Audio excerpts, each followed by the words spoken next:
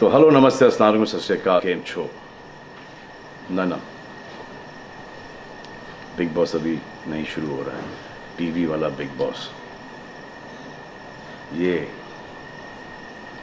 जिंदगी का big boss शुरू हो गया है। सब घर में बैठे हैं, लेकिन कुछ लोग हैं जो कि उल्लंघन कर रहे हैं। अब हाल ही में मैं यहाँ पर आया 2 दिन की छुट्टी के लिए, और छुट्टी हो गई। मेरी नहीं, हम सब की। ये कोरोना कोविड-19 ने सबकी छुट्टी कर दी।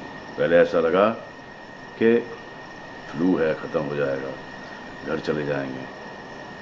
फिर ये लॉकडाउन हुआ। जब ये लॉकडाउन हुआ तो मामला बड़ा गंभीर, बड़ा सीरियस हो गया, क्योंकि यहाँ पे पूरा ख़ानदान है, पूरा परिवार है। हमारी अम्मी हैं, हमारी 2 बहनें हैं, उनके बच्चे हैं, और कुछ काम रिलेटेड लोग आए थे जो कि अब जाके इस कोरोना वायरस कोविड-19 के अंदर दोस्त बन गए। तो यहाँ पर हमने एक रूल बनाया कि यहाँ पर जो है वो यहीं पर रहेगा, और बाहर का कोई नहीं आएगा, और अंदर से कोई बाहर नहीं जाएगा। तो लेकिन राशन के लिए जाना पड़ता है। अब हमने कुछ वेजिटेबल्स के लिए हमारे एक बहुत ही अजीज़ करीबी दोस्त को पास में ही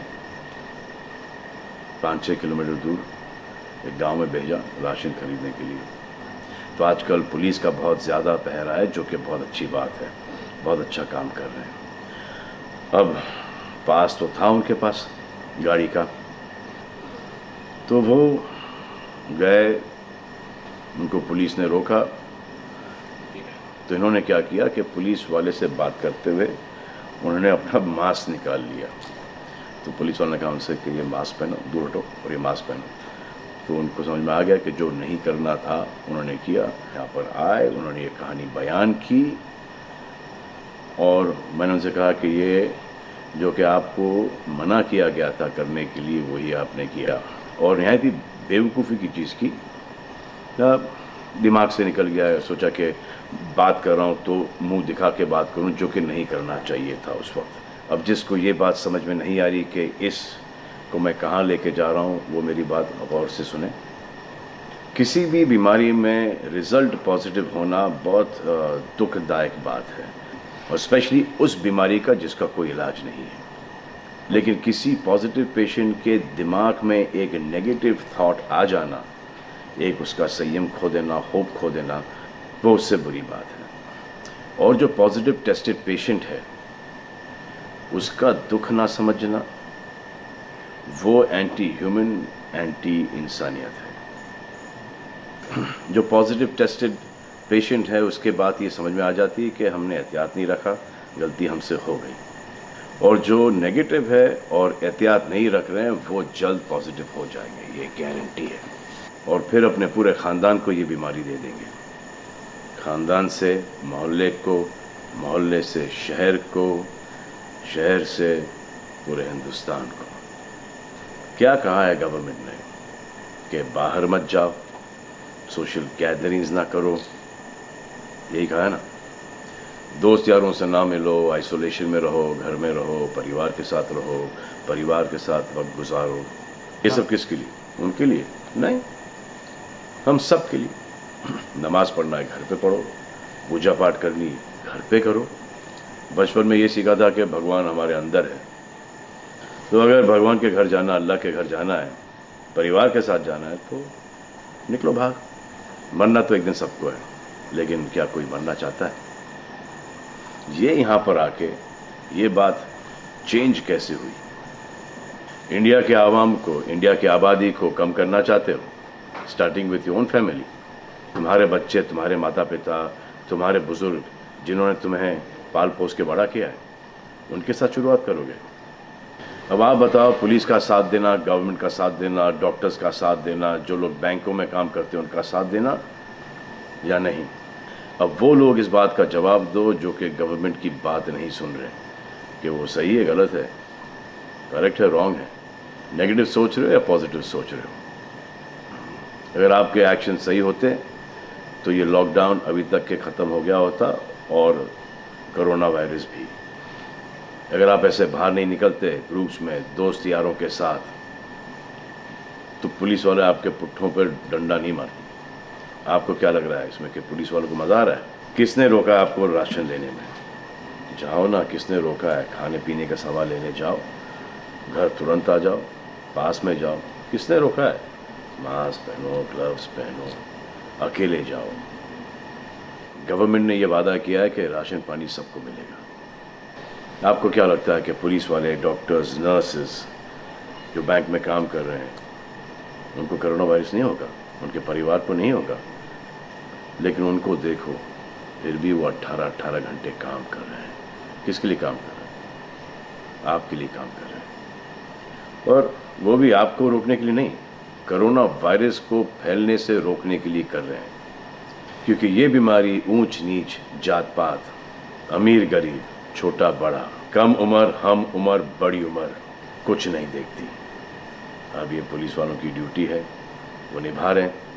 और आपकी ड्यूटी सिर्फ इतनी है कि आप घर पे बैठें, और वो भी आप नहीं निभा रहे। मैं कुछ ऐसे लोगों को जानता हूं जो घर के बाहर कभी नहीं निकलते थे। जब से ये बोला गया कि घर से बाहर मत निकलो, उन्होंने निकलना शुरू कर दिया है। कमाल है।